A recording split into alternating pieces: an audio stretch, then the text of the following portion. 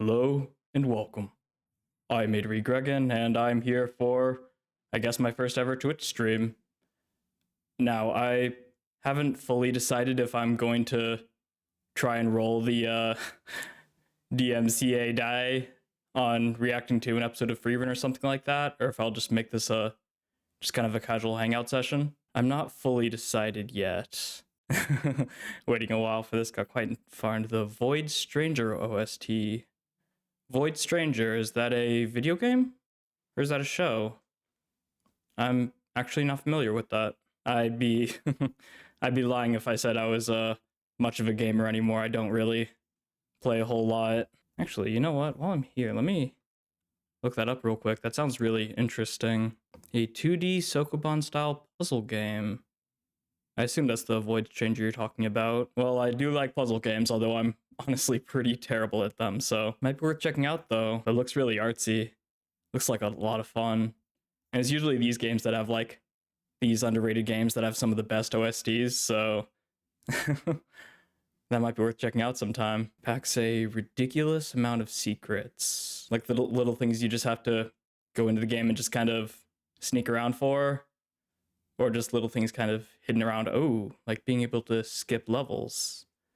Oh, that sounds like a speedrunner's dream. I assume you're referring to like actually in the game and not like bugs or like not little exploits that people have found. Quite intentional. All right, we'll have to give that a check out sometime.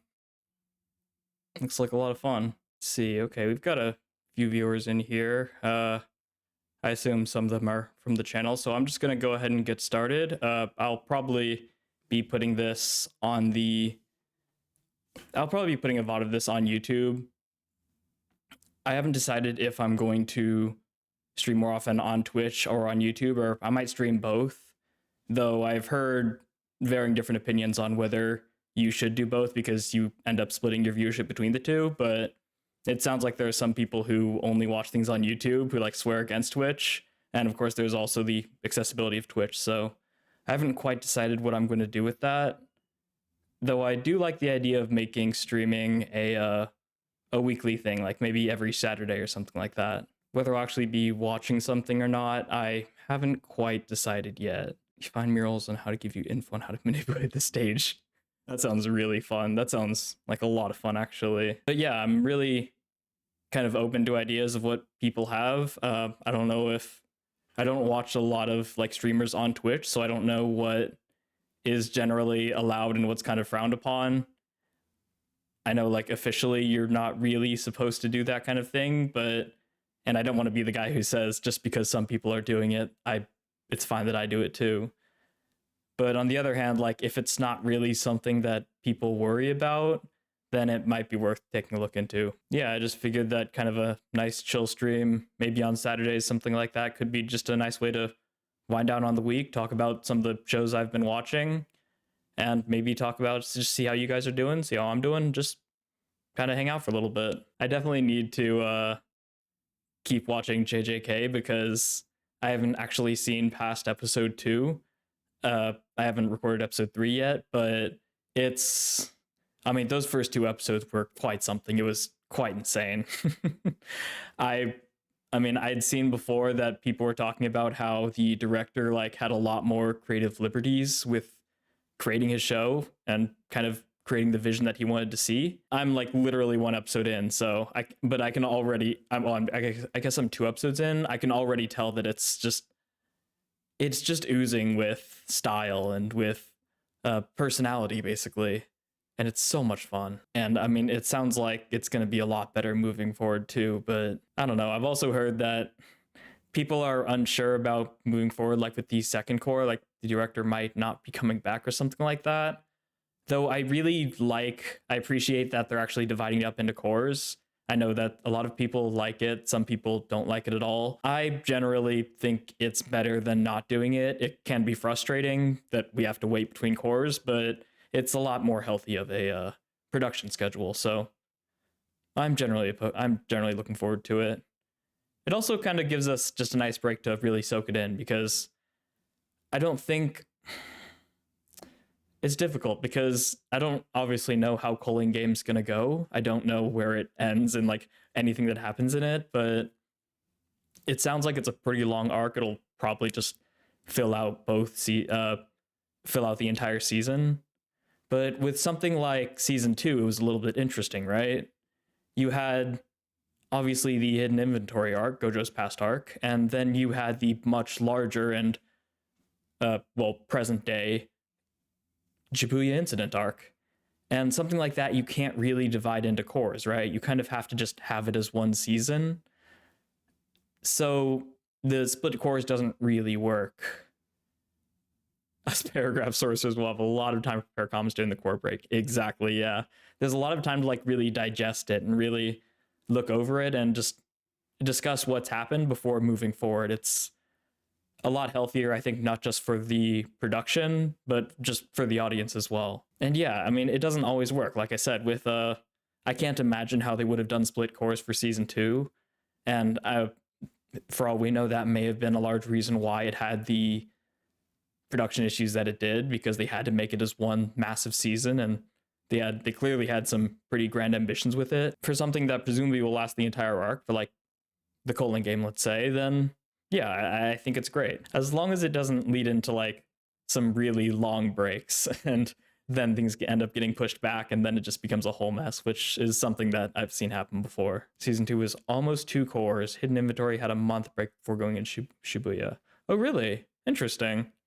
Okay, so they actually did give them like almost like a mini core break. That's really interesting. Though I imagine when you were watching it live, that must have been kind of frustrating, getting like 5 episodes into season 2 and then taking 4 weeks off. The break was almost as long as the core in that sense. I almost think they did it to align the dates of this show. I assume you're referring to aligning the dates like with real life and when the events of the show took place.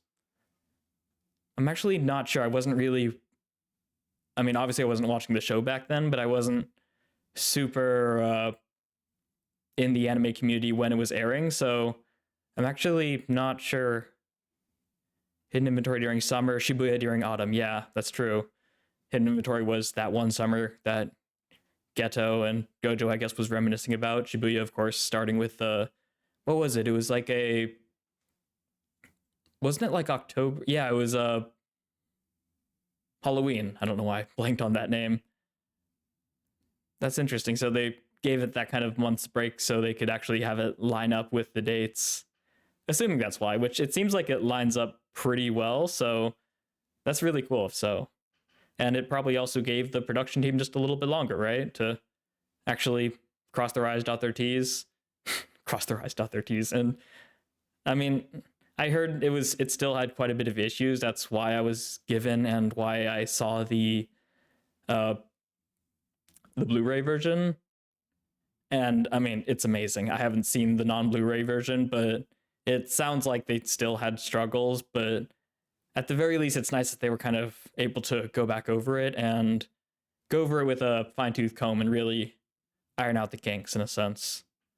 Because the final product is absolutely incredible. It's absolutely unbelievable. It had a lot of issues, especially with the Maharaka production issues with the episode that's like 18 minutes of straight action. However did that happen? How in the world could they have possibly had issues with that ridiculous just concept of an idea? I mean, the fact that they got it out at all, and the fact that they were bold enough to even like attempt an episode like that. I mean, obviously I can't speak to like the actual production itself, and I can't be on there and say like, oh, no matter what happened to the animators, it was worth it for the show. Obviously, I'm not going to say anything like that. That would be very much not my place to say that.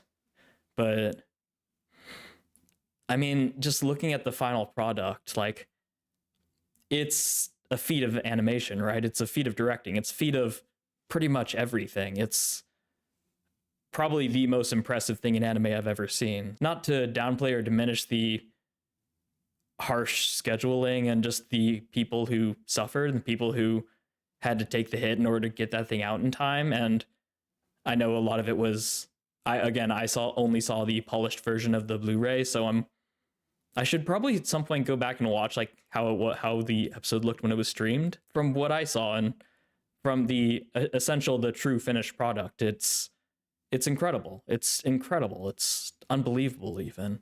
And especially since it's not like the one episode of the season, like the entire season looked really good. And whether that was in contrast to how they treated their people, or if it was something that if it's just a testament to how much they really cared and how much they wanted to make the season as good as they could even after it finished airing, the end result is that we have an absolute powerhouse of a season.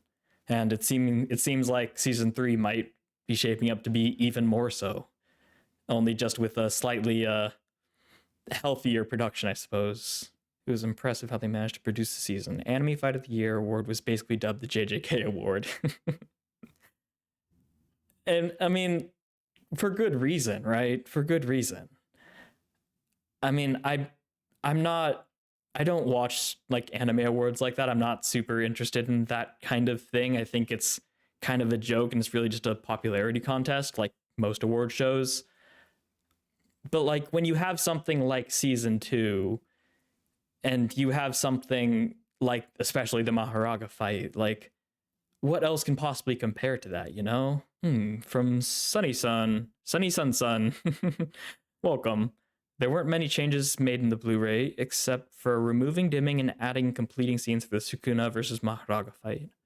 From what I understand, JJK season 2 is one of the worst anime productions ever, where some of the episodes were finished a few hours before they were aired. Yeah, I mean, I've heard not great things, though. I mean, I don't like that that I can say this, but I mean, finishing episodes a few hours before they're aired, I wish that was as much of an outlier as we want it to be.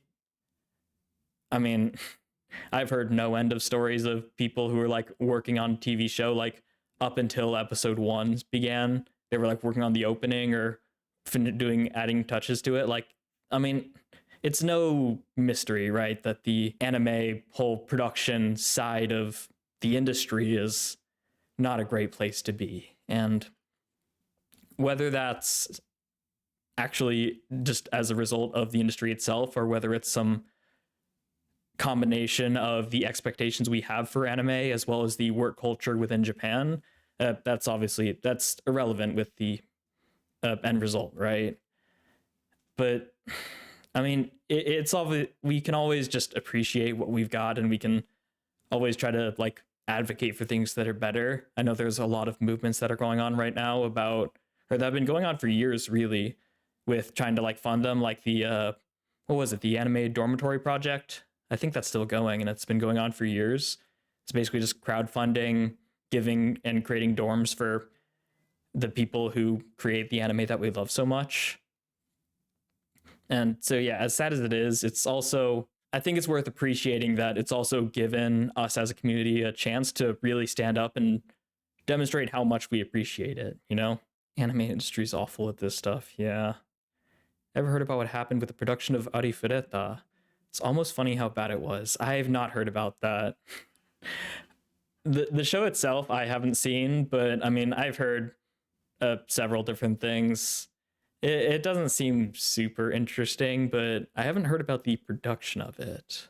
From what I heard, the studio had basically finished production. The author didn't like it, so another studio picked it up and had to complete it on the remaining deadline. Oh, that's brutal. That's really brutal. From memory, yeah. I mean, I feel like it's also just a case in point that that's completely believable, though. Like, whether that's true or not, the fact that my immediate reaction was that really sucks, like, it just says everything it needs to say, right? It says plenty about just how the industry is, that I don't have any doubt that that's the way things went. I've heard that things are starting to get better, but I guess it's the question of whether we should appreciate how things are, like the good and the bad of how things are because of what they've created, like the Anime Dormitory Project, or whether we would say like, oh, that's good, but it's better if it just doesn't happen, period. And of course, there's also the disconnect of us just not being a part of it, right? I mean, we're not animators, and I assume you're not an animator either. You don't work in the anime industry. So for us outsiders to talk about whether it's like about how it is in iffy area, obviously, right? Which is why, I mean, it's not just us. Obviously, the people who actually are in there also voice their own complaints. Like you mentioned earlier, there was the animators coming out with the negative messaging, and like, again, that being in Japan, like this is a small deal. So Kamikatsu, they went knowing they had no budget, they produced the single most hilariously bad anime ever. That's always fun. That's always fun when they take it in good humor and do their best. Living Dog, hello, welcome. Glad to see you could make it. We were just talking about the anime industry and well, you know, everything that entails. And we were also talking about, of course, JJK Season 2, talking about anime production issues. Yeah, it's unknown, absolutely. Not making light of it at all, but it is great to see people like taking it in stride, right? And people who are actually a part of it just doing their best with what they've got, and sometimes even leaning into it. I mean, this is sort of an apples to oranges comparison, but Ghost Stories, right? Probably the most famous and perhaps even most infamous example of, again, not really the production side, but I guess this is more the distributing side of creating anime, where it performed so badly they just let the English dub, the English licensors just kind of do whatever they want. So they created a work of art that'll long outlive anyone who ever worked on it. They changed culture forever, you could even argue. I would argue that.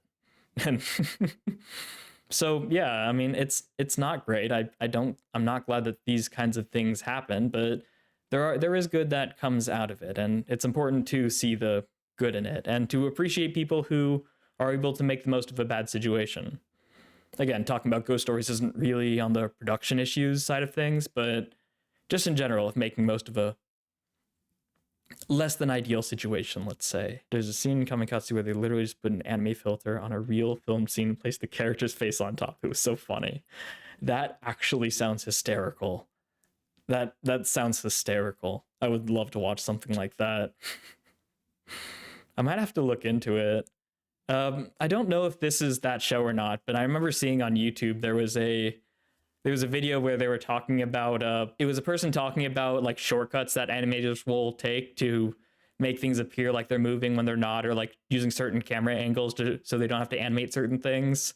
And of course the show is actually doing them too while the person's talking about it.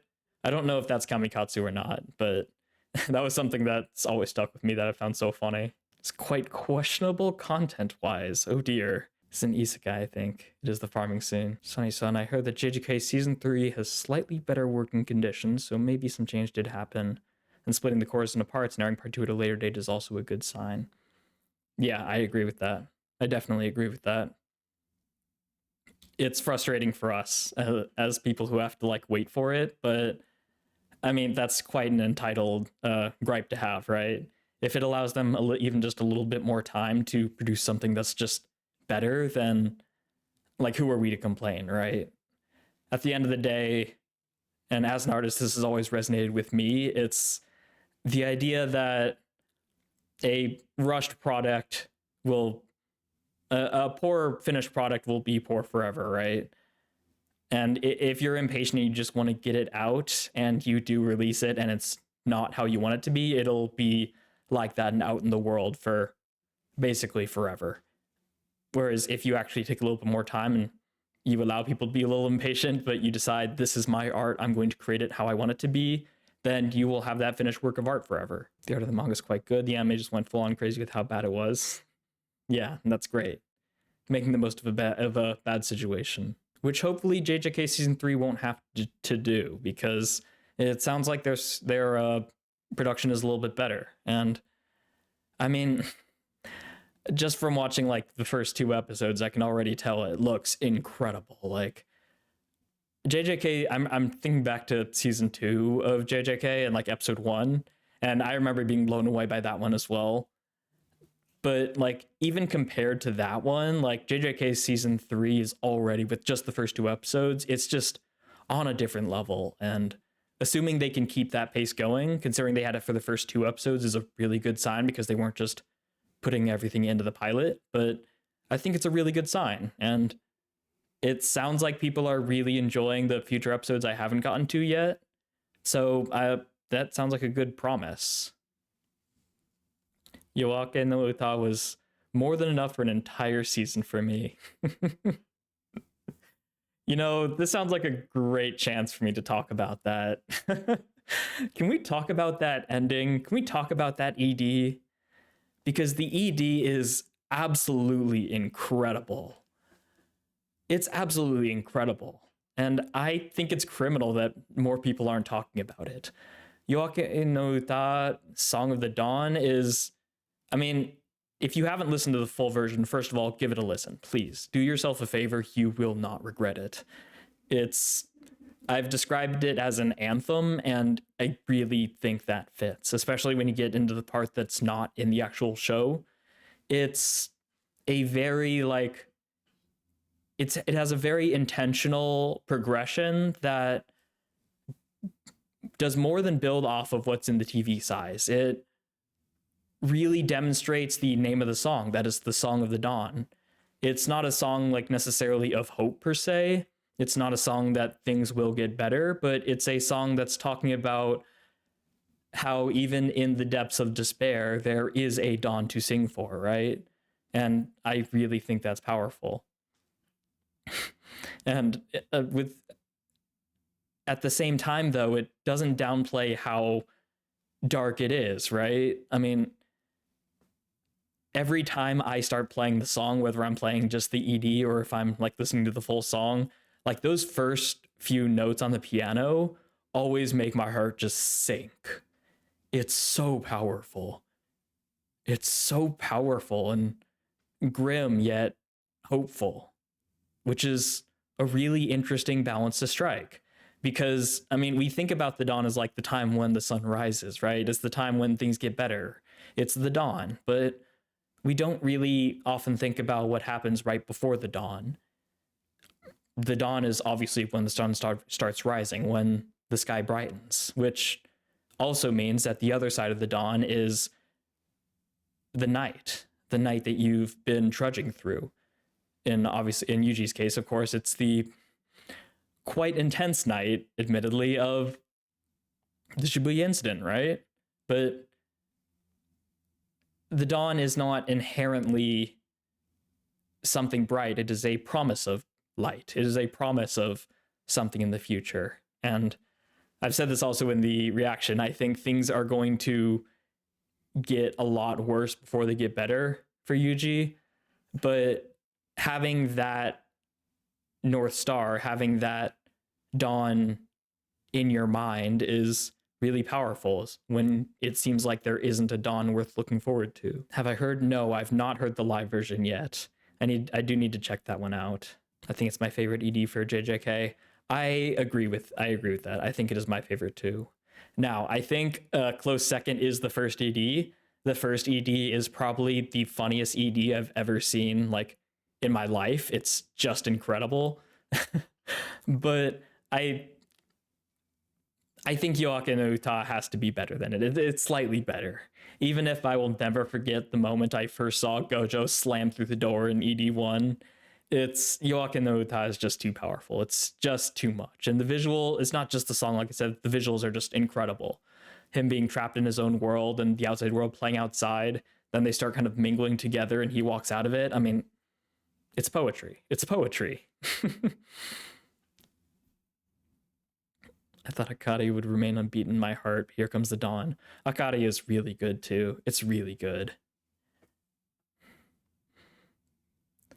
The dawn is when you are forced to keep moving in the song.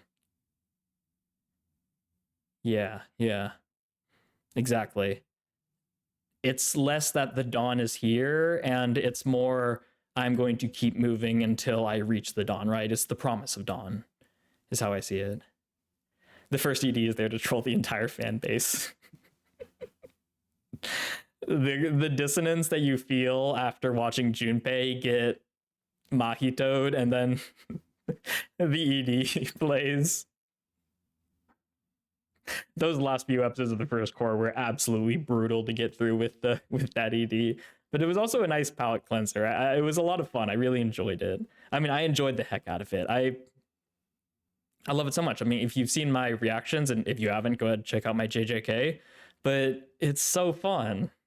It's so fun. Like, I understand the desire to have an ED that fits with the show, and there definitely should be, but there is also something to be said about having a nice palate cleanser. Within reason, of course, it needs to be tasteful, but the meme with season 2 having the ED ending, I have not yet. I have not seen very many memes of JJK. I've kind of been avoiding that just because I'm not caught up on the show and I'm always being aware of spoilers, but since I'll be catching up to it, it'll be pretty... I should be mostly in the clear. Obviously, there's manga spoilers to worry about, but it'll be nice finally being caught up with the anime for, like, the first time ever. You Are My Specialist Quiet Control choice as well. That's one meme I have seen. I see it in the comments. People love that. I don't really see it too much, though. I mean, it is really funny, just like the lyrics of it and just the sound of it. But I mean, the opening itself is like really good. Its tone is perfect for the show. It's got this great like heaviness, this darkness to it, and this intent, this climactic feeling to it. So it's really... it's, again, that's sort of cognitive dissonance almost, which is really interesting. And I really love specials. It's so fun. I mean, it's as King New gets, right? And of course, they had to come back for season 3. Now, let me come back real quick. There was a Sunny Sun Sun. I love that name. Also, what's your favorite JJK opening?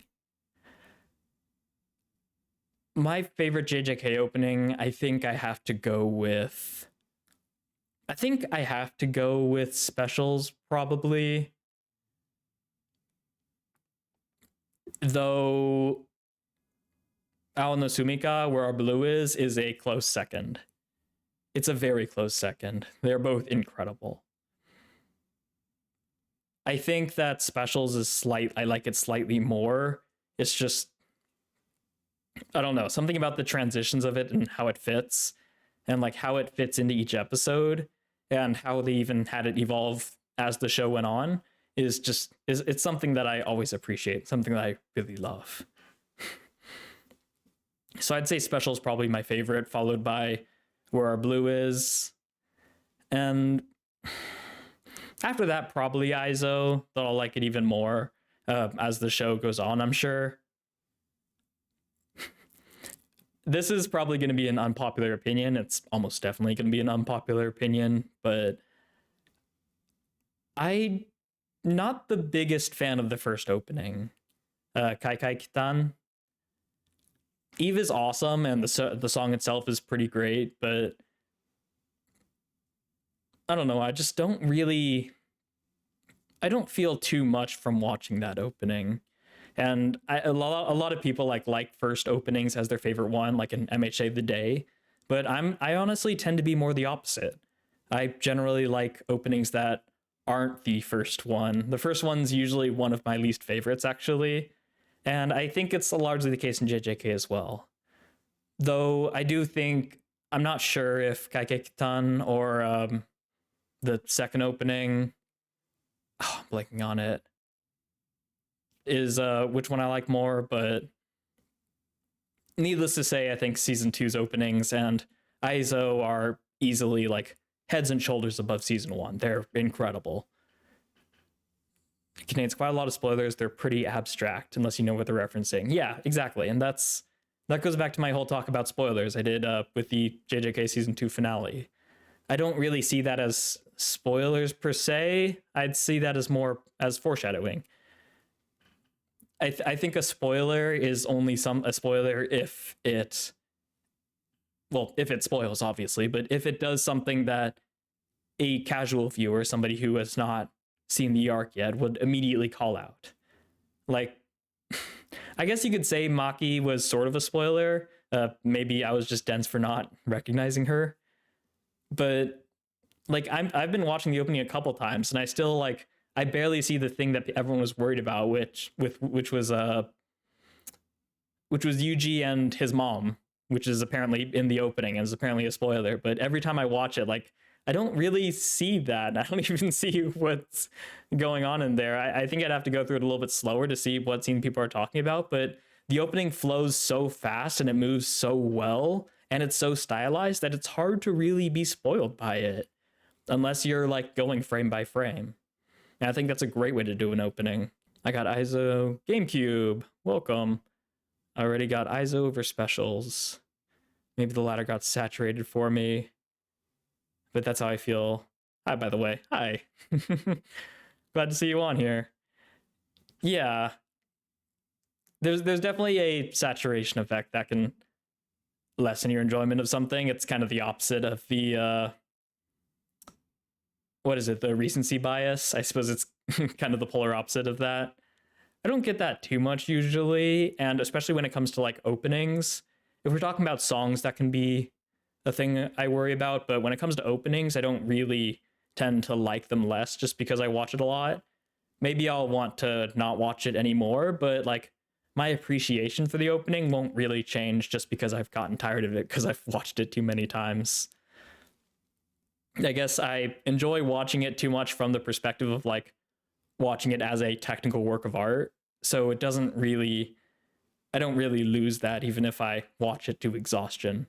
But there definitely is a certain thing of watching something to exhaustion, especially for something like JJK, which is as popular as it is. And you probably saw like an endless amount of memes for it, with specials playing, of course. Yeah, and I think one thing that's keeping me from liking ISO as much as specials is part of it's honestly the song. I think it's a great song. I've listened to the full version too. It's a fitting song, and the song's name, talking about like love and hate, is great. But I guess just personally as a song, it doesn't appeal to me, especially not as much I mean, it feels wrong to compare it, but comparing it to specials, which is so climactic and so heavy, yet so like energetic. ISO is really energetic. It just isn't quite my energy. And that being said, though, I think it's perfect. I think it's perfect for this core in this arc where we're really like expanding the world and we're introducing so many new characters. I think the almost manic feeling of ISO and the way it just jumps around is perfect for the arc. I have no complaints, no notes whatsoever. Just for me personally, it's not really the song I'm super interested in. No, if you'll excuse me for 1 second, I'm gonna grab some water. I should have done that beforehand.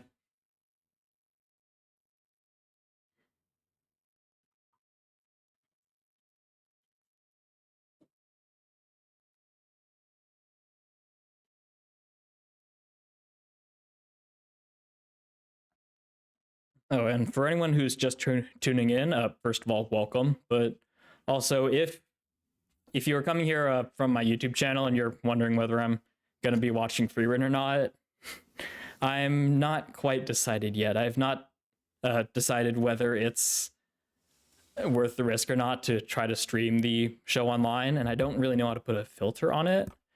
So I'm not really sure how if Twitch will be necessarily better with that. So I guess I'll just wait and kind of see what the general opinion is. But until further notice, it's kind of just going to be a hangout stream where we just talk about shows and just talk about how things are going. Of course, right now we're talking quite a bit about JJK, which is fitting. I mean, I just started season 3 and I'm really close to being caught up with it, which is quite a strange feeling.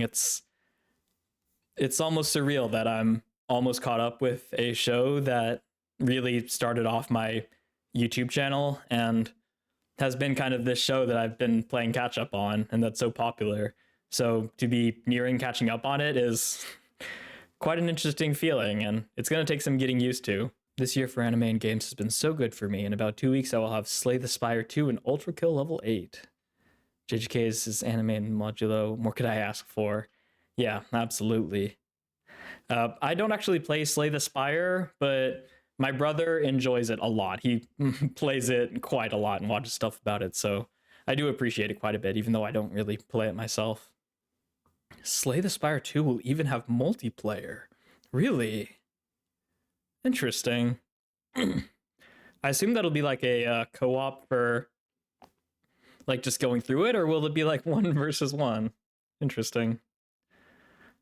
What are your thoughts on specials playing on Yuji's breakdown, by the way? I think it really fits, but it was divisive around launch. Sunny Sun Sun, I'm not gonna lie, I think playing specials on Yuji's breakdown might be one of my favorite decisions that they made for JJK Season 2. I really like it. I especially like it because they didn't play it the actual opening during the episode. So it almost feels like it was being set up, but it's also something that JJK hadn't done before. They've never really done the whole like play the anime opening during an episode, and so when they finally did it for the first time, like they didn't do it how you were expecting it. Like you expect, especially in a shonen, you'd expect them to play it for a big fight, right? For like a climactic moment. This was a climactic moment, but it certainly wasn't for a big fight. Ironically, they excuse me. Ironically, they did actually play something for a big fight, but it was the ED, right? A few episodes later, when they were playing when they were having the Todo Yuji versus Mahito fight, they played the ED more than words. And honestly, I think that was also really well placed. But playing special during the breakdown, yeah, exactly as you said about Sukuna mocking Yuji, I think it's perfect. I mean, I've seen the memes that it generated, and that on its own is enough to like warrant it being something, warrant it being a good decision if it can create memes like that and spread as much as it did. But I mean, the song is just fitting. I think people get hung up on how silly it seems, the "You Are My Special," and it is a little bit silly, it is a little bit corny, but that's also kind of the point, right? And the song itself is very heavy, it's very serious, it's somber, and yet it has the energy it needs to. So I think it was perfect for the scene. And I think it came out of left field, like you weren't expecting it. And yet it still fit perfectly as it was playing. Like I can't really imagine anything else playing over it. And of course, then there's the fact that it ended with the like title card of the Shibuya incident is like the perfect mic drop moment. I mean, rivaled only by what, ReZero episode 15, season 1. I don't think anything will ever get quite to that level, but I think it was such a great mic drop moment, and just, yeah, it was just incredible. I can see why it's divisive, though. Have you been plagued with the Naoya meme yet? I assume you're referring to the part where he's fighting against Joso. I haven't. I not really in meme communities. I've seen a few of them. Ironically, I've only really seen them before I watched the episode. Since watching it, I haven't seen any more. But I don't really go around looking for memes and interacting with the community very much, so that's probably why. It's pretty much just some like YouTube posts and stuff like that.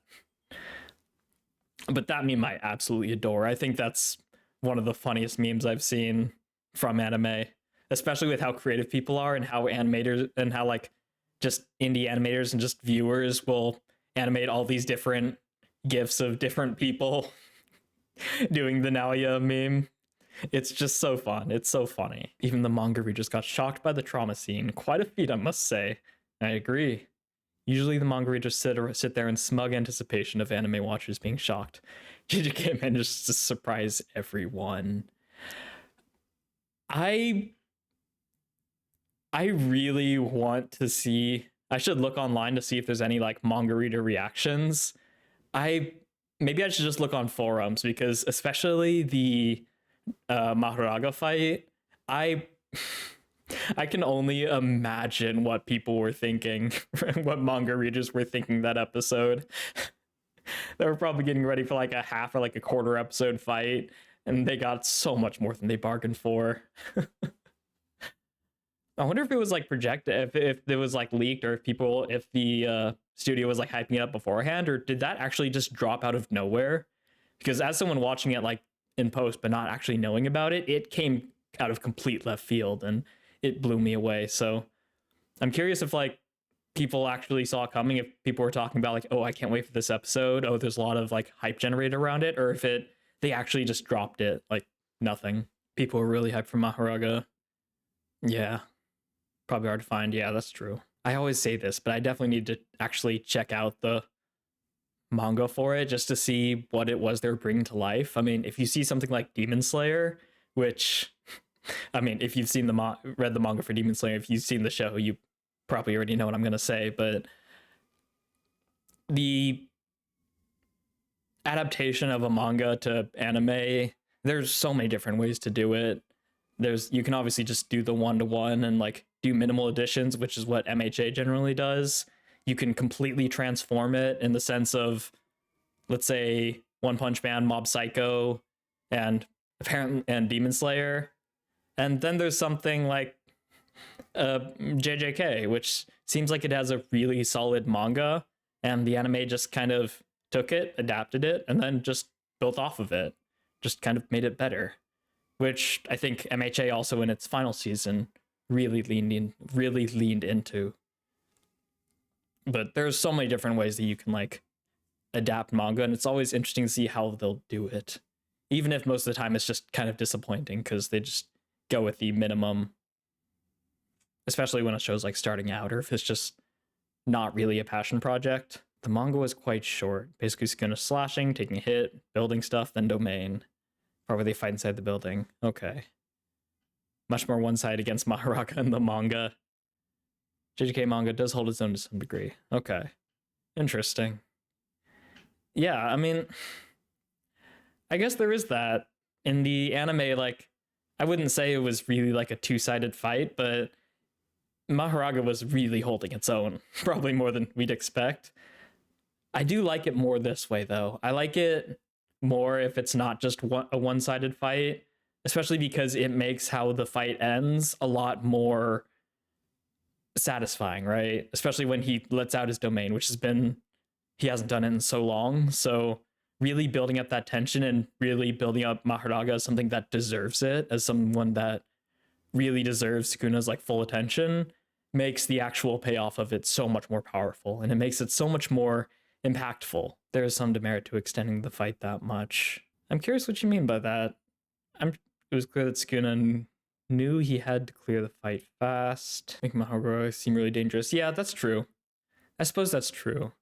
And extending it for something like for an entire episode when it's initially a lot shorter, it does kind of like change the pacing a little bit, and it also just changes how the dynamic between the characters actually works, which is often a tight balance. I think with the show, I think with the episode, they walked that tightrope pretty well. I would say that they didn't really, like, it didn't really feel like it was taking a long time. I mean, yeah, as you say, he does play around a lot, but I think it's nice that because it's so stylized and it's so artistic, it doesn't feel like the fight's going on for forever. It feels like, it feels like a really quick fight that takes a lot longer because we're seeing it from different perspectives, from like within people's minds. And it doesn't feel like something that goes on for like hours on end. It feels like it could be a really quick fight to like anyone else. But since we're watching it from this like privileged perspective, it feels a little bit longer. And the fight itself just feels like it goes by super quickly because of how darn entertaining it is. Sunny Sun, I think the anime for JJK, more so season 2 and 3, blow the manga out of the manga. Blow the manga out of the water. Like, Gege's got some presentation sauce for sure. They're not competing with some of the industry's best on a singular project. Yeah, exactly. And that points out to like when an anime is best, right? I think why a lot of people don't like how a lot of shows get adapted is because the adapters, like the studio or perhaps even the production company, whoever put it in charge of them, and the director, they try to like, it's less about bringing the anime to life per se, and it's more about trying to recreate the success of the manga. I think it seems to be the case a lot. And I think the adaptations that perform the best are the ones that do not try to be the manga. They do not try to replicate the manga's success. They try to create their own art. And that's not to say like those that try to replicate the manga aren't trying to create art of their own, but I mean, if you see something like if you've seen MHA's final season, the shot with Deku and and Bakugo, like anime falls short to manga when it's trying to recreate like those iconic like panels with really hyper detailed faces and expressions. And anime's greatest strength is not trying to create that. It's creating movement. It's creating certain framings, right? It's creating emotions through camera angles and through motion. Obviously motion. Anime is at its best when it's moving. But like bringing to life a manga panel is not about trying to make it super detailed. It's not about trying to recreate those harsh lines and the artist's vision. It's about making it in motion. It's about moving it. It's about creating that dynamic atmosphere that anime is really good at. But it's also a lot because obviously creating that dynamism is very intensive, like on labor and just on production. So it's kind of the ideal, but it's not something unfortunately, it's not like the expectation. Like, I don't think we should knock every show that doesn't do it because they fail to do it. It's a lot to ask. I wish it wasn't, but when we actually see it, like with JJK, it's something to behold, right? And it's always something that we should appreciate. Best anime adaptations don't use the manga as a storyboard. Exactly. It's a great way of putting it. Sun. Living dog. Naoya was not doing all what he was doing in the first 2 episodes in the manga. They gassed bro up. Yeah, that's what I've heard. I mean, they really did great with him, and I'm glad they did. I think it's great that Naoya is like actually like hyper competent, that he's really powerful, because he is next in line for the Zane clan, right? And that's not a small deal. So I really like that he was actually this imposing figure and that he was able to stand on his own and almost even defeat Choso. Because yeah, the person who's next in line to become the Zane clan head should be freaking powerful. And it's great that he actually has abilities to match his demeanor, because I think that's what separates annoying characters, like annoyingly cocky characters, from lovable cocky characters. The annoying ones don't have anything to back it up, right? They're just all bluff and all bark, no bite. But someone like Naoya, who can actually back it up, who has plenty of bite, and who has a reason to be as confident as he is, makes him so much more compelling and so much more interesting to watch. And just makes a better obstacle, right, for our characters, because we want them to struggle against difficult opponents and to have high walls to overcome. And that's what they did. So gassing him up, I think that's great. I think that was also a lot of fun. And it also just created an internet meme that just lit the internet on fire, which is always a nice plus. People like to use anime as an extension of manga when they're both using their own mediums that have different strengths. Exactly. People want to recreate the manga, and I don't blame them for it. It's especially if it's a successful manga, like people have certain expectations, and the more you deviate from a manga to get in defense of directors who decide to just go with the faithful adaptation, like there's a lot of pressure, right? There's a lot of pressure. It's really, I can only imagine how stressful and how like damaging to your like mental health it is to choose to adapt a beloved manga and then to want to add your own spin on it and to not like just try to recreate the manga.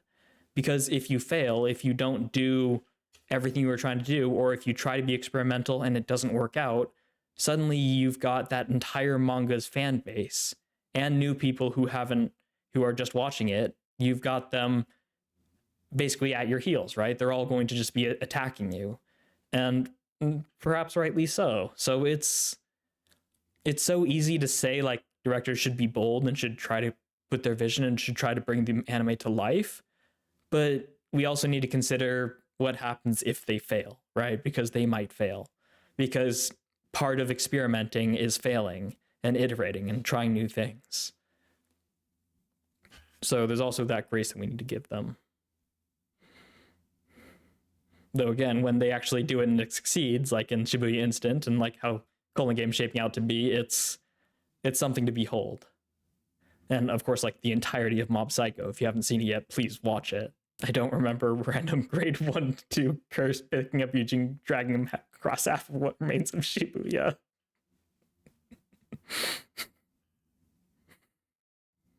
There's this one really funny edit I saw that highlighted that Naoya was 6th in a popularity vote. This became incredibly funny when you noticed that Maki was 9th and remembered Naoya's infamous walk 3 steps behind quote. Huh. That's really interesting.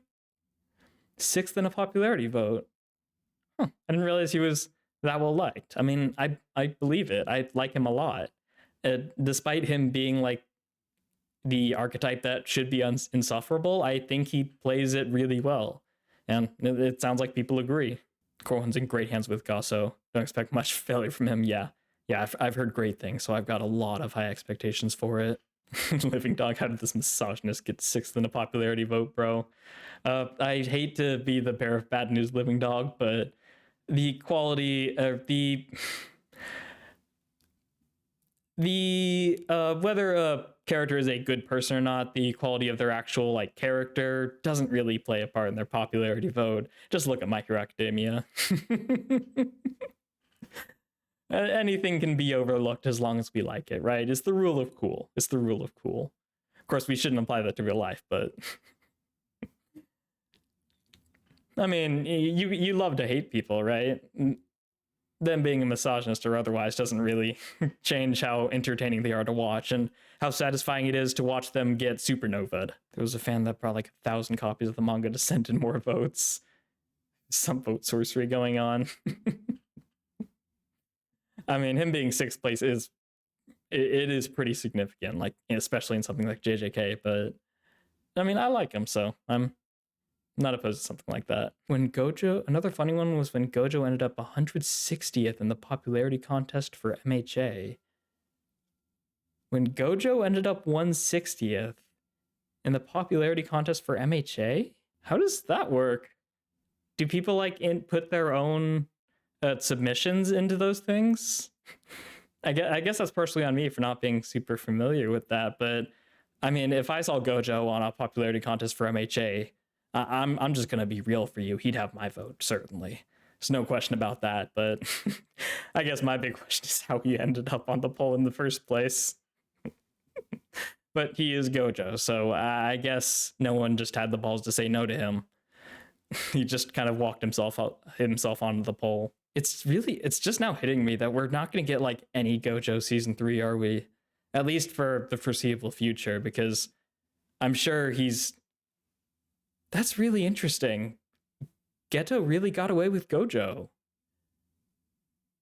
So we're probably not going to see him for a while. I mean, unless we like just start banging up on Geto's door somehow and we try to steal him back, but I don't see how he'd allow that. Which, I mean, you got to give props for Akutami for that, right? For Gege, because he actually like he created a character as iconic as Gojo, and then just effectively wrote him out of the story for this foreseeable future. I mean, you can still have him in flashbacks and things like that, but it's kind of insane when you think about it, especially from like a mangaka's perspective. And like, I can only imagine how terrified his editor was when he said that, yeah, we're going to be sealing away Gojo. Trust me, JJK loves mentioning Gojo, so you will still see him. Yeah, I'm sure we'll see plenty of him like in flashbacks and things like that. But not having him like in the present day is crazy. It's a really bold decision. And like another thing often people don't really think about is just how difficult it is for mangaka to really tell the story they want to and to be as bold as they want to. Like there is pressure, right? From whether it's from their publisher or from their editors of like, you really shouldn't do this. Like, I know MHA got a lot of slack. People were saying that the Bakugo fake outs to avoid spoilers were because there was no way that Horikoshi would kill off one of the most popular characters, and like it's said like half as a joke, but it's also serious. Like there's people who there is like actual pressure towards these manga. Like there are certain things that you really shouldn't do. You have to be really, really bold or just really, really popular to be willing to do something like that. And admittedly, he didn't like kill off Gojo or anything like that, but writing him out of the story is almost bolder. Gojo's one of the most popular anime characters ever. For good reason, right? He's freaking Gojo. He's incredible. GameCube, what do you think of Gojo as a character this far in the story? He feeds into one of the main themes in the story. You'll see at some point in the future. What do you think of him as of current? So, I actually hate Gojo. I think he's one of the worst characters ever written. Come on. What did you expect me to say? Gojo's amazing, obviously, right? He's great. He's popular as he is for a reason. And it's not just because he like appeals to a lot of people. It's because he's a really interesting character. And the more you like think about him and the more you really look into his character, the more interesting he gets. I mean, there's the lackadaisical like guy who likes to get into trouble, right? And likes to mess around, but he's also very considerate. He is reckless, like trying to get, apparently I heard like he bribed Mei to get his students to try to get to rank 1. And like he's like that had consequences, and that was obviously wrong, right? But he's also really considerate. I mean, he had the baseball game so that they would all like feel at ease. And then of course there's the hidden inventory where we see him before he's perfect, and we see what kind of person non-god Gojo is. And he's a really interesting character to watch and to see how he reacts to things, and watch him almost become inhuman and then get pulled back by Geto, which is one of the coolest things in that past arc, Gojo's past arc. The fact that Geto kind of brought Gojo's humanity back from the brink, and ironically ended up losing his own humanity not long after. So I really like him. And I'm sure that in the future, like even as we get more just flashbacks, that we'll learn even more about him and I'll like him even more. And maybe one day, hopefully he'll be freed and we'll get to see him in the present. It's really interesting that Gojo and Geto are basically based on a pair from yaoi manga. Some interesting inspirations. I believe it. They both look like they would very much belong in like a shoujo manga, and belonging in a yaoi is not that, it's not that far of an extension from that, so I totally believe it. I totally believe that. But I mean, yeah, Gojo, I love him as a character. I think he's really interesting, and I think it's one of the better explorations of the strongest, like in shonen. Like the strongest character in the story, right? The power ceiling. I especially like how that's why he's so instrumental in season 2, like getting into the Shibuya incident. I really like the decision to just send him in and not like hold him out just so our characters go in, but send him in, have him lose, and then force our characters to go in. I think that's so much more engaging than having like our characters go in and then Gojo come in to save the day. And of course it's just important because then he gets trapped, and not only does that make things more interesting for stakes, but it also makes us want to, it also adds an emotional weight to it, right? I mean, with the last episode, Yuji begging, demanding that Brain give Gojo Sensei back. So yeah, Gojo's handling, I think, is perfect in the season. And him being secretly gay would be one of the biggest thing in the community. Yeah, I've seen that around. I'm certainly not opposed to that idea. Some known. As for why Gojo was popular, he's a male power fantasy in terms of being one-man army with cool powers, of course. He also appeals to women in a lot of ways, yeah. Being a yaoi ship also helps with the popularity with women, from what I remember. Makes sense, yeah. The figure incident, truly one of the worst things that ever happened to me was finding out about that. The figure incident. That sounds interesting, and yet it also sounds like something I probably am better off not knowing about. Don't look it up. Yeah, yeah. I had a feeling it would be something like that. Do not search it up for your own good. Okay, yeah. It's one of those like emotional scarring moments. Gotcha. Deranged fan things. Yeah, okay. Fair enough. Fair enough. That's about what I was expecting it would be. That's about what I was expecting.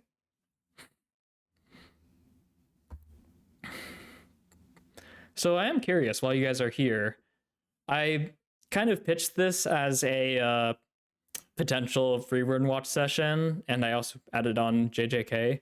I'm curious if you all watch are watching both series, or if you're really mainly just following JJK. And who knows, maybe there's some lurkers who are here waiting for free run, kind of hoping for it. Even though I'm probably not going to end up watching it, at least not for today. Salmon, I follow you mainly for JJK. Okay. But I do watch free run. Okay, interesting. Is that kind of just more of a tendency for you? Like you enjoy just the more action oriented shows, or is it just kind of how you generally enjoy watching the reactions? I'm sure when it comes to like reactions, JJK is more interesting. Though if I had to say, free run is a little bit more conducive to like my content. Like, I mean, you can just look at my videos, the hour long I produce for it. There's so much to produce. There's like so much to talk about. But I really do enjoy watching both. JJK has just continually surprised me for how much there is to talk about and how little people have talked about it despite all of that. Living Dog found JJK, but I've watched all your free run reactions. Definitely more hype for JJK though. GameCube hasn't gone around to season 2 for free run. Okay, fair enough. Yeah, I mean, it's a shame that season 2 is only going to be 10 episodes apparently.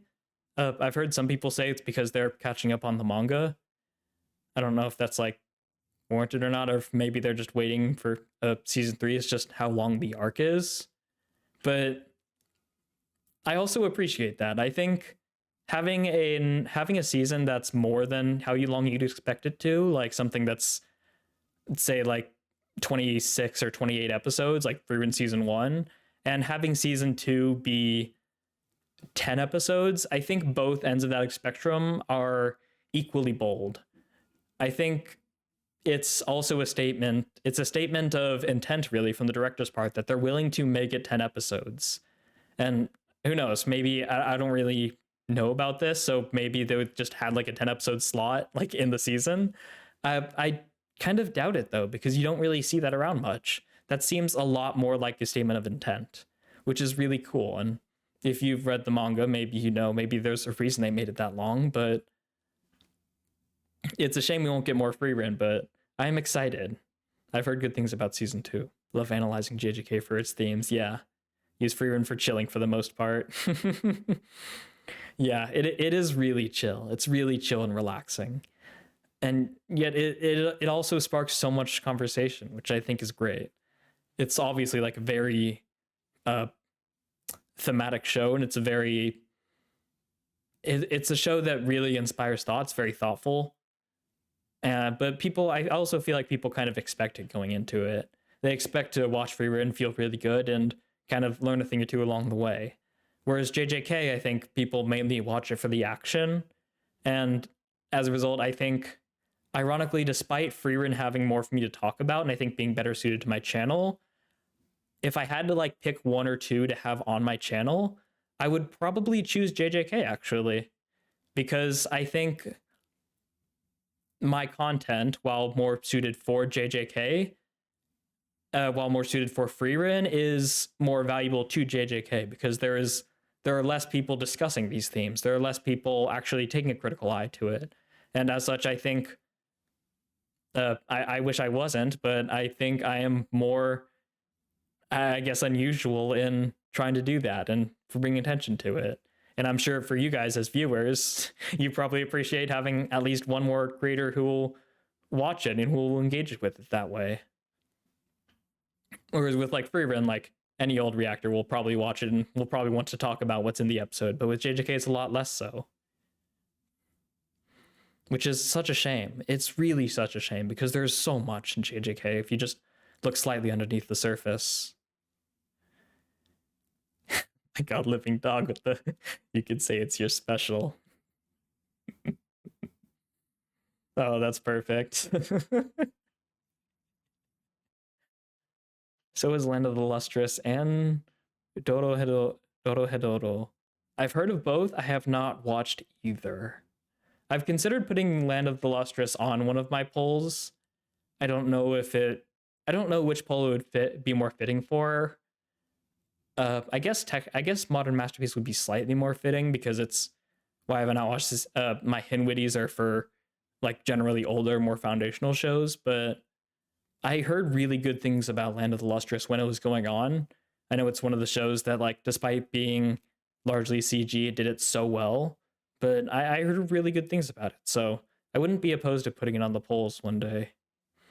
Though it has a lot of steep competition, so it probably wouldn't be for a while.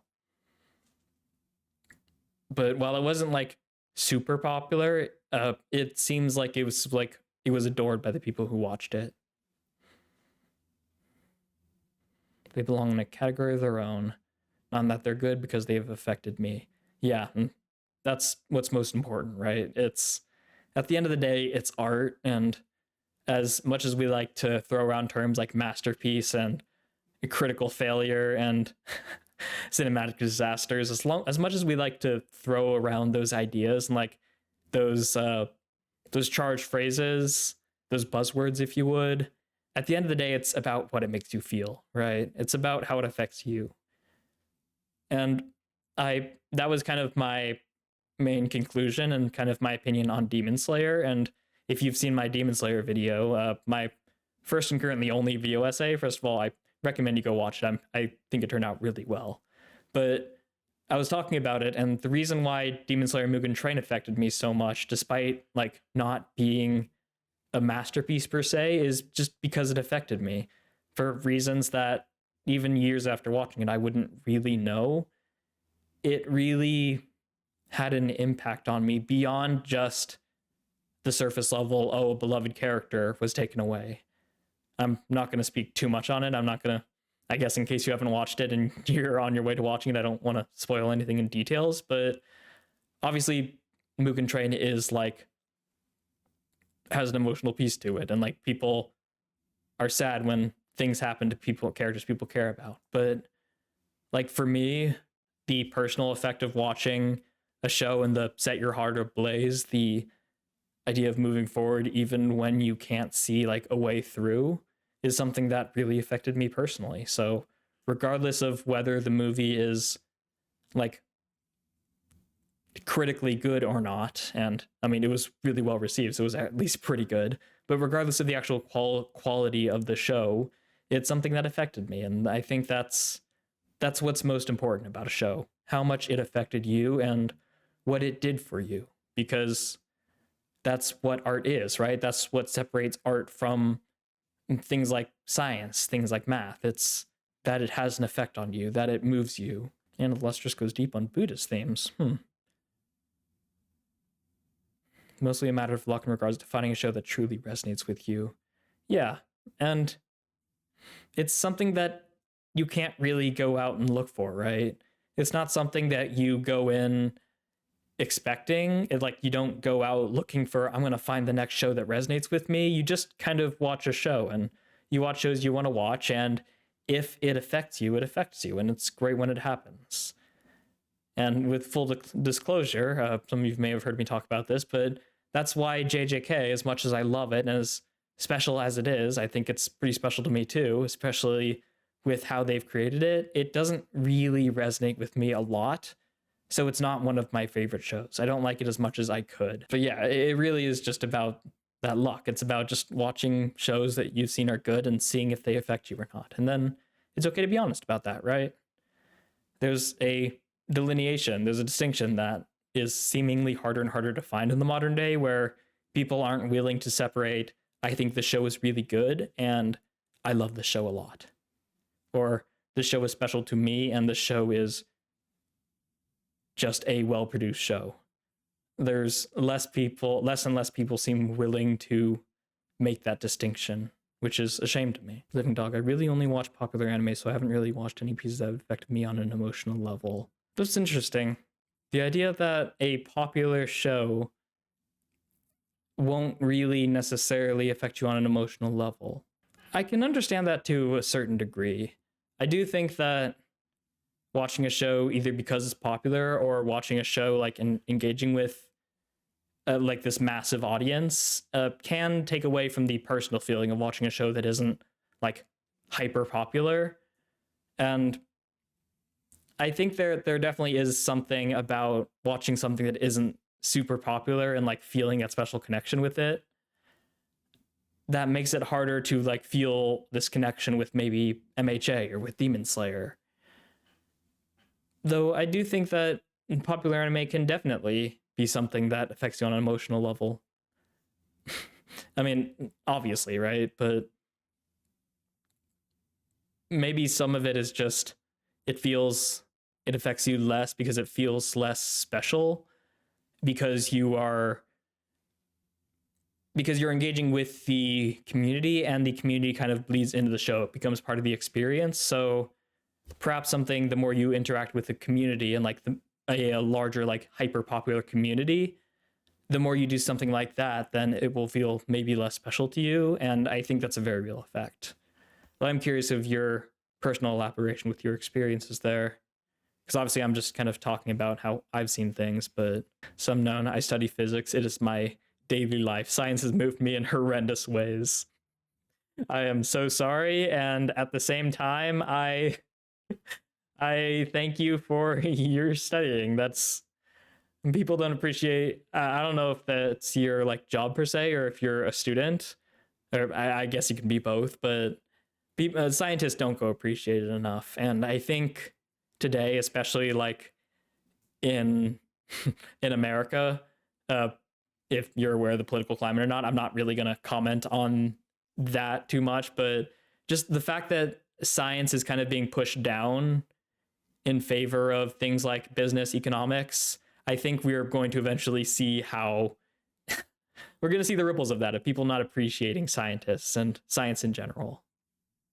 Quantum physics is destroying me so hard. Yes, quantum physics. That is my favorite field of non-study. One of the only fields in academia where you go in thinking you know something about it and you leave having a proper understanding of the fact that you know absolutely nothing about it and that you will never understand it. So I don't even try. Living Dog, Algebra 2 is destroying me. Living Dog, Algebra 2 is like my favorite thing in math, in school. I love Algebra 2. I'm a math tutor, and like breaking down like this is going to turn into a math stream now, but like breaking down polynomials and like solving those, like finding the roots is so much fun to me. I love that stuff. That's why I like tutoring it. Wing 93, hey, welcome. And also 413x25. That's not Alex, is it? Those numbers look suspiciously like letters. That is Alex. Okay. Welcome. I'm glad you could make it. That's awesome. I love that. 413x.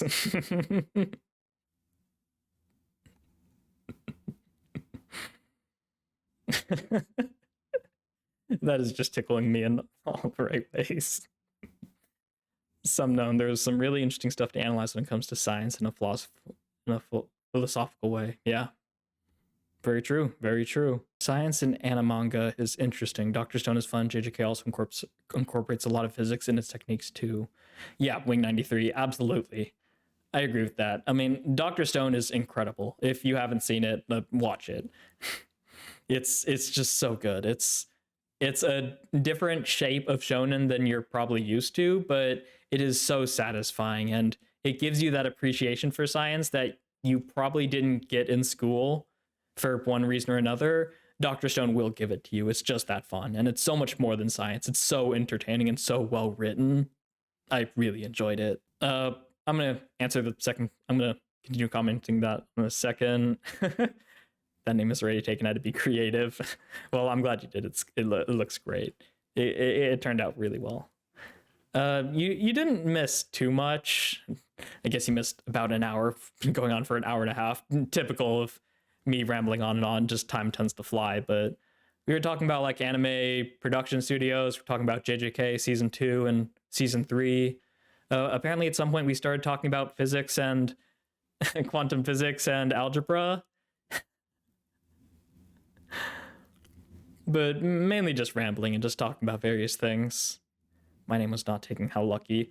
My name somehow was taken. They didn't let me do Adery Gregan, so I did Adery Gregan 12. So I'm really curious if there's another Adery Gregan out there.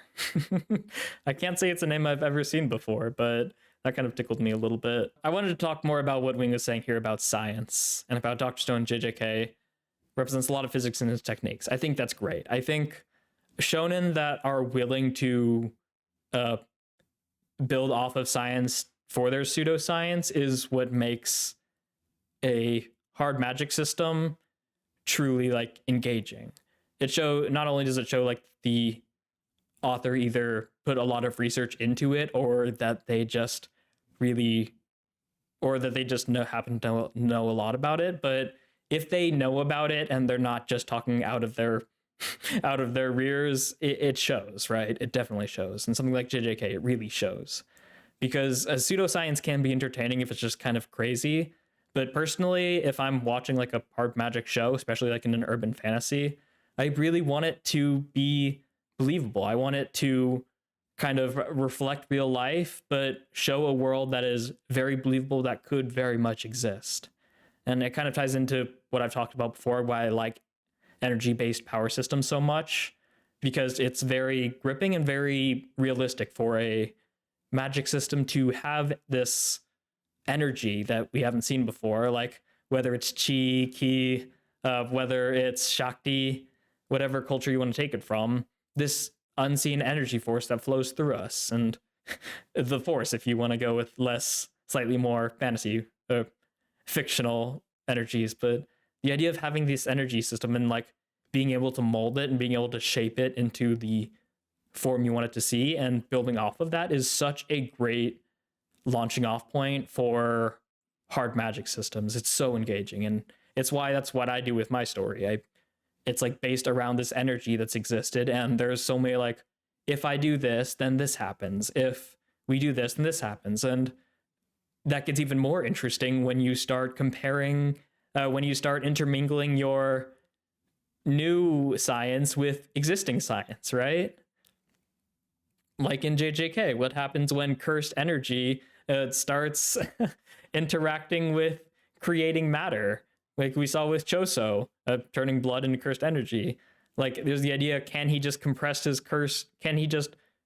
blood and change it into energy? And how much is that conversion? Because if you look at E equals mc squared, obviously a little bit of mass converts to a lot of energy. So will your magic system, will that energy be a similar conversion to energy in our world, or will it be slightly more balanced? Especially if you have a direct conversion like Choso does. But if you do have that direct conversion, how much fun are you going to have with it? There's so much that opens up and so much real reality you can draw upon with that energy-based magic system, which is why I think they're so fun. Okay, give me just 1 second. I need to take another water break real quick.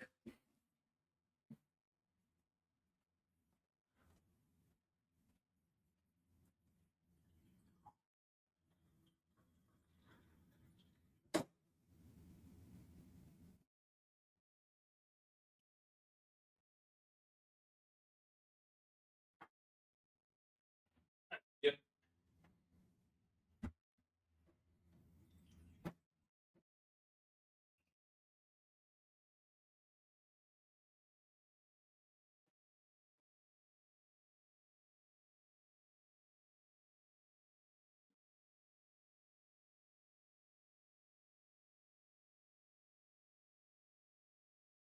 Pulling out the big jugs here. I don't know how much longer I'm going to be streaming for. I might stop like around 5 p.m. in like half an hour or so. Might stop before then. We'll see. Oh yeah, for those who just recently got here, like Alex, assuming you're still here, I wasn't decided whether I was gonna watch a show on here or not. I think I've kind of decided against it, at least for now, until I've kind of seen the air around it, because I've heard that Twitch is a little bit less, ironically, a little less twitchy about striking down streams that potentially violate copyright infringement.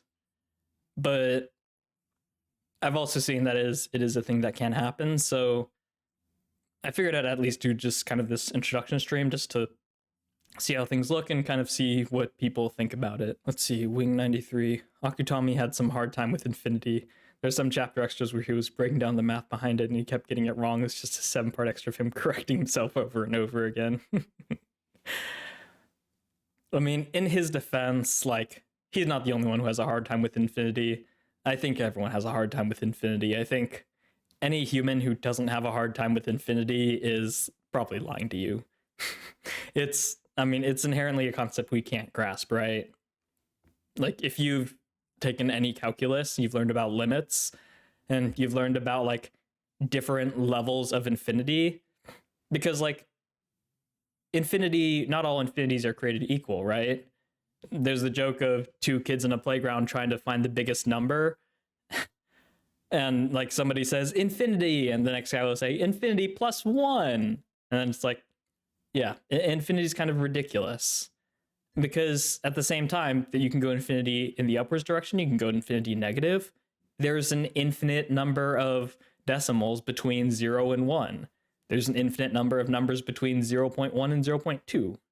Like, infinity is not something we can inherently grasp or even attempt to grasp. So the fact that Akutami at least attempted it and put it into his story, I think it's... Even just playing around with infinity is already pseudoscience, so I'm at the end of the day, he had fun with it, and we can appreciate that. They got a mathematician to review it. We basically got 3 answers. Yeah, exactly. No one really... Anyone who actually knows what they're talking about won't admit that they know how infinity works, because you can't know. It's not something you can know. Alex, I quite like hard systems, but also feel like they can be very complex to work with due to the limitations of natural laws they try to apply. Although many manage to do so somehow, even if they omit certain aspects to allow for some creative freedom.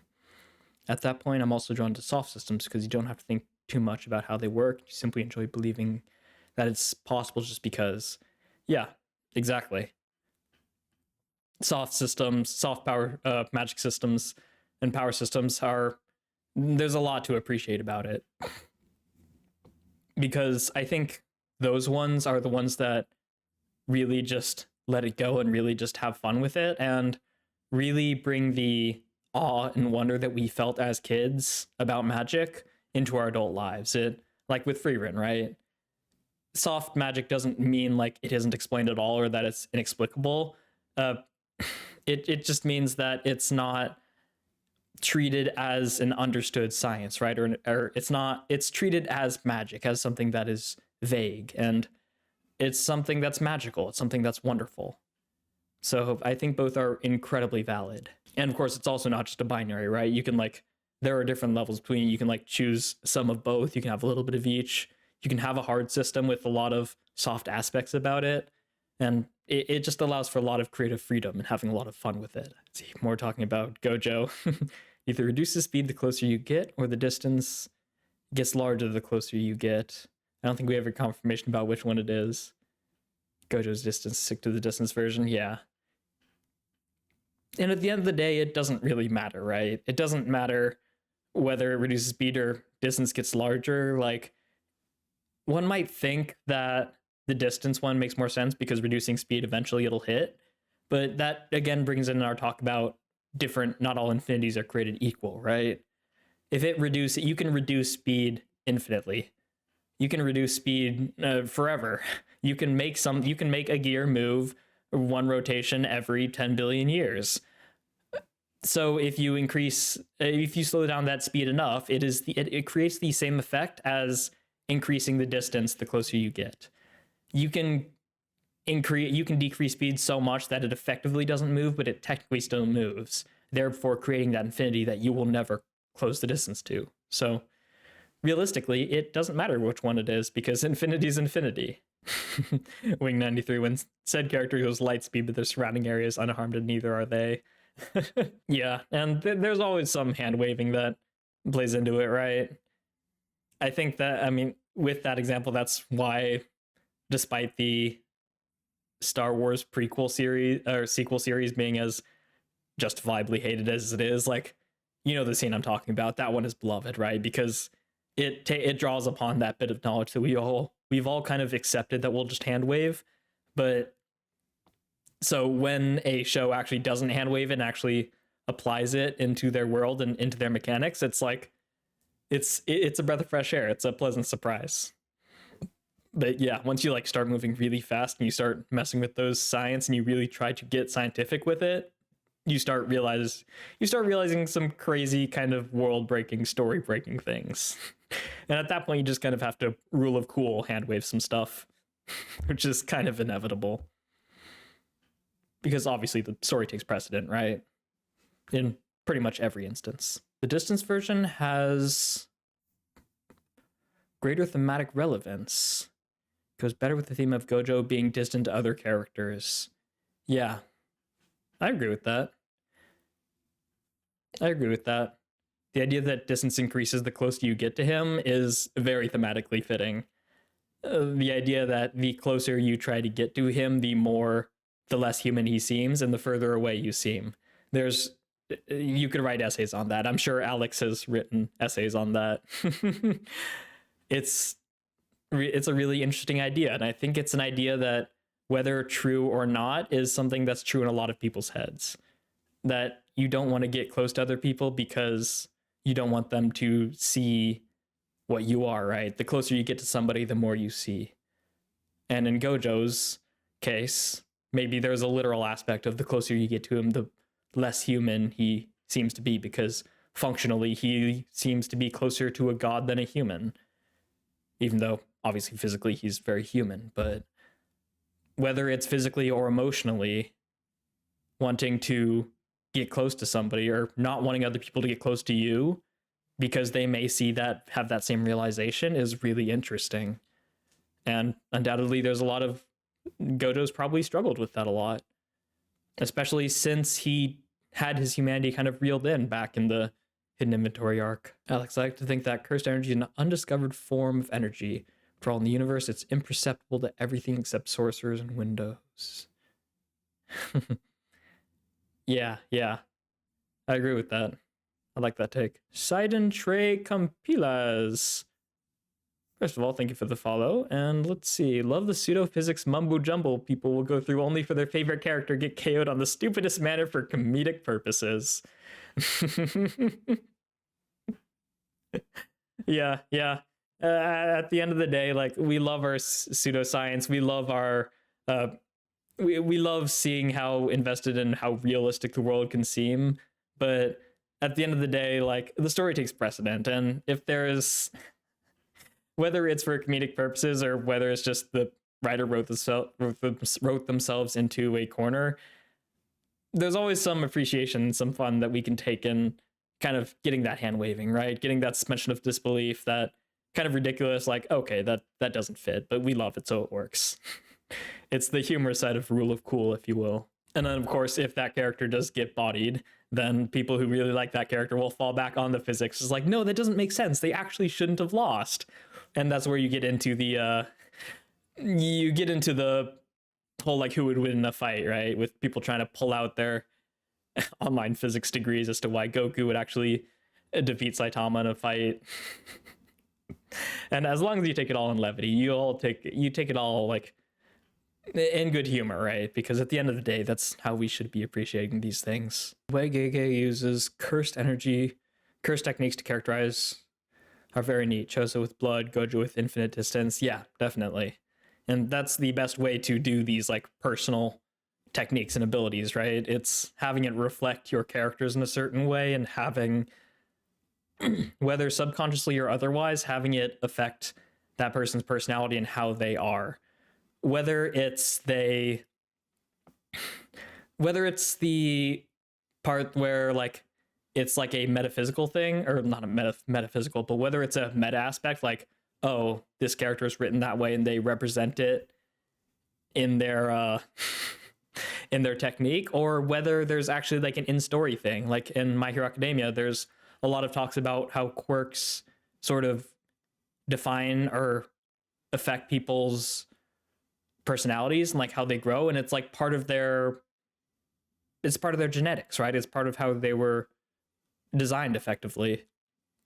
So whether there's that in-story justification or not, it's always so much more engaging to see techniques and to see individual powers reflecting their person. And it shows a level of care from the author's point of view, from the author's side, basically just showing that they put that extra mile and that they really put consideration on it. And it shows through, right? Like with JJK. It really does show. Alex, I have my thoughts, but I don't dare to write them down because the time might take me. Yeah. I don't know how conducive Twitch chat would be to a multi-part essay. Megumi being the shadow of Toji, Sukuna severing himself from humanity. It's very neat to think about. Yeah, absolutely. Quantum tunneling incident. I don't think I know what that's referring to. I do agree with that. Pseudoscience is dangerous. I don't want it to come across that like it's the better way to do it. And this again goes back to what Alex was mentioning, what I was talking about earlier with soft magic systems, right? There's not only a beauty in soft magic, but there's also it can be very appropriate for your story. And if you're a certain writer and if you are not very well versed on like science and you try to make your story a hard magic system anyways, or you try to apply a lot of pseudoscience anyways, then yeah, it can easily come back to bite you. And people will call you out, right? The more you try, the harder you make your power system, the more people will look at it as physics, and the more they will apply their own knowledge of science, and the more of an issue that will become. I can tell you what happened if you want to. If I don't mention the series, it's impossible to tell which one it is. I mean, just listening to it, the quantum tunneling incident sounds fascinating. The fact that a show would even like dare do something like that, dare invoke the name of quantum physics, is very bold. Very bold. Character survived something impossible. Explanation: quantum tunneling. Now, having said that whole spiel about quantum physics and stuff, I should admit that I know basically nothing about quantum physics, and that's not a result from studying it. I basically just know nothing about it. Character avoid lethal blow by it. But I assume it's just in general drawing upon the idea of quantum physics, of like popping in and out of existence and that whole deal. So they avoided the lethal blow by, I guess the real issue, like that the idea itself isn't necessarily bad. It's really about the context, right? Is this a show that is exploring like quantum physics, or is exploring things like going into other realms or popping in and out of things? It sucks because the series isn't supernatural, just your usual everyone is strong. Yeah, if it's something that really came out of nowhere, then I mean, people are going to notice, right? And it seems like just from looking at these comments, just from the few commenters here, like people did notice, right? And if you think you'll get away with it as a writer, then odds are you probably won't. It's easy to underestimate your audience.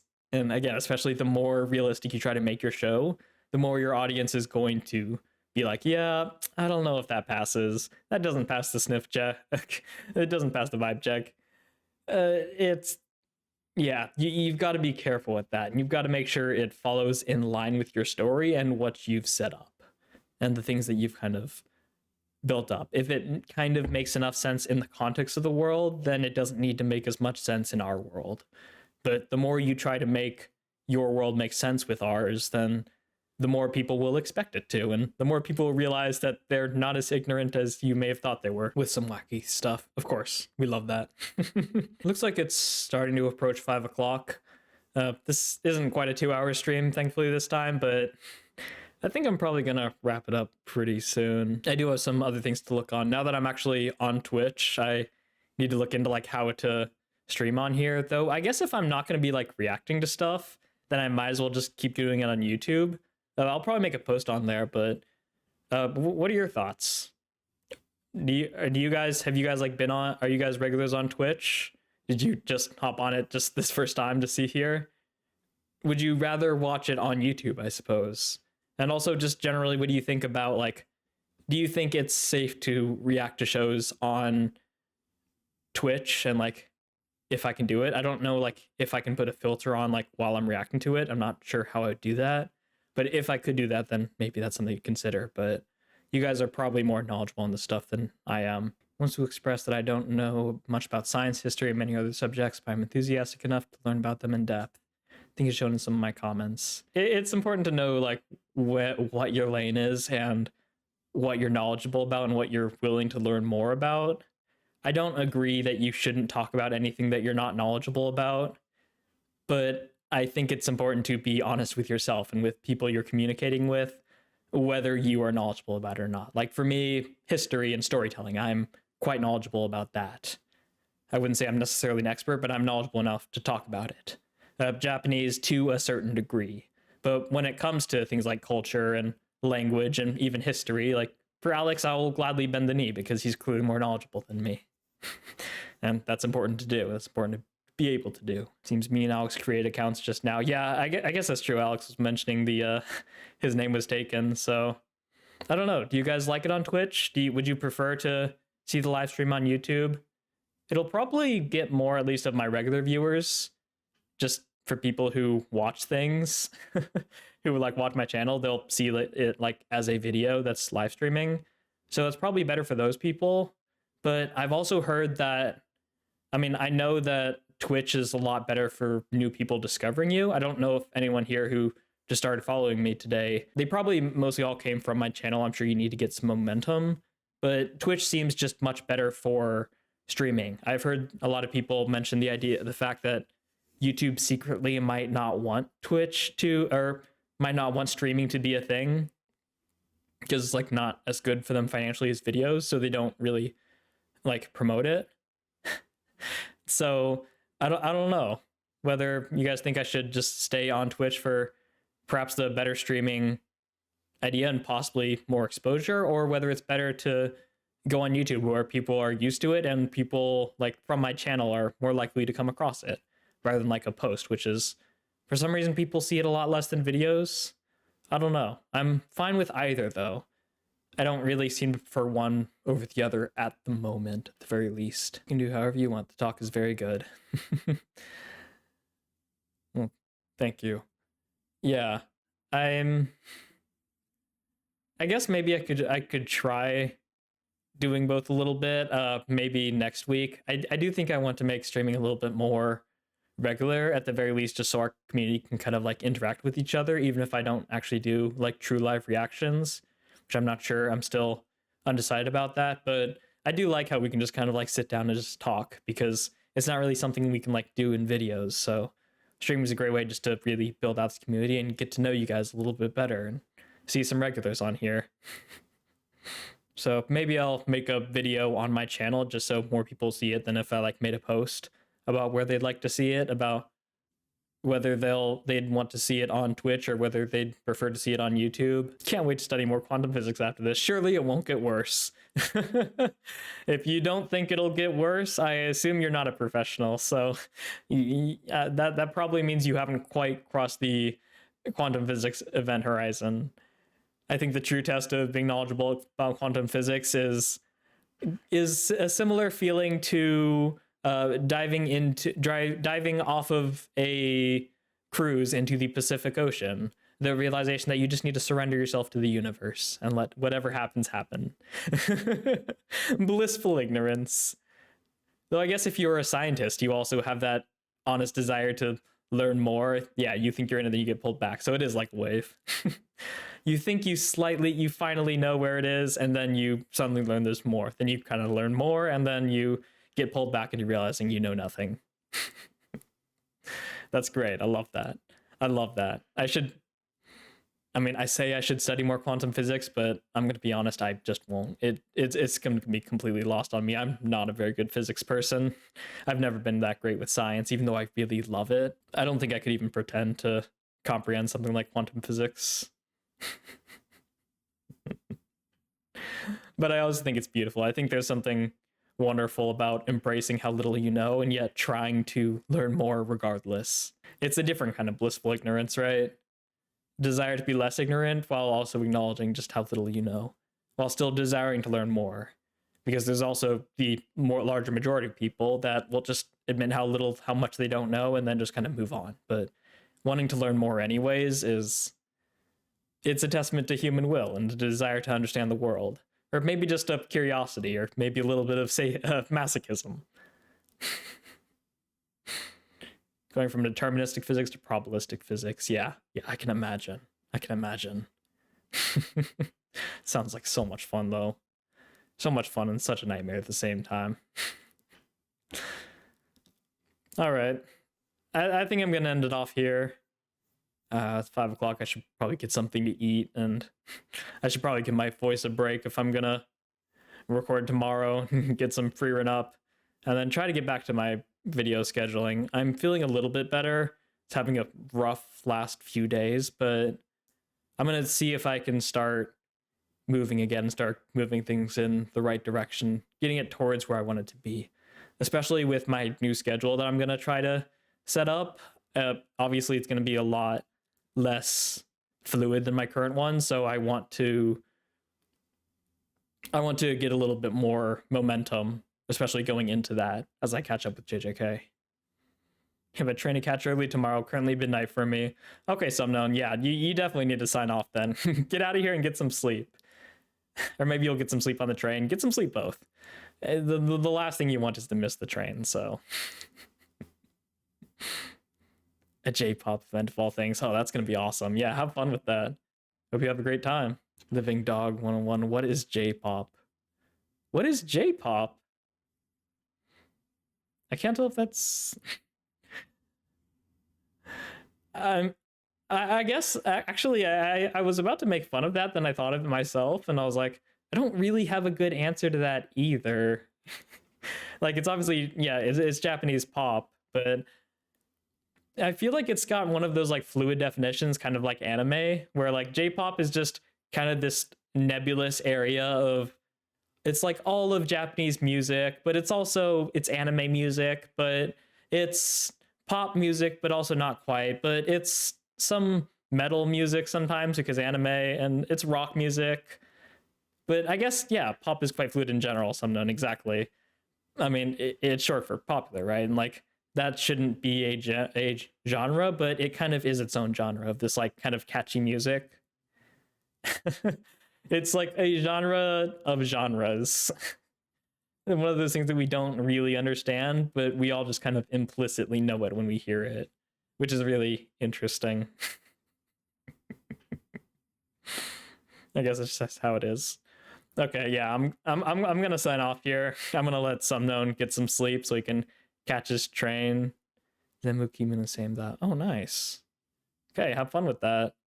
But yeah, I'm gonna sign off.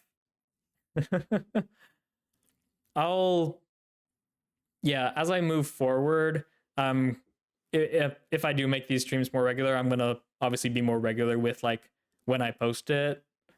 I'm thinking of something like around noon Central Time every like Saturday or so, so we can kind of like hang out, and that's probably what I'm gonna do. So I'll also see just what people think and when people are more free. But if I am gonna make this regular, obviously I do want to make this like, I want to have a set time so people know they can expect it and they can like prepare for it perhaps, and then we can have a whole group here and we can have another like 3-hour stream where I'm just desperately trying to catch up with the chat. We're just over an hour. We got 2 seconds left. Now we're 2 hours. Okay, we made it to the 2 hour mark. Okay. Okay, we made it. We made it. We can head out. I'm gonna leave. Some known as living in a cold Nordic country with whack time zone. Oh wow, nice. Okay, I'm gonna go off another tangent. Have a great rest of your night, everyone. Thank you for coming here. Thank you for spending some time and just hanging out. Until the next one. Have a lovely rest of your day.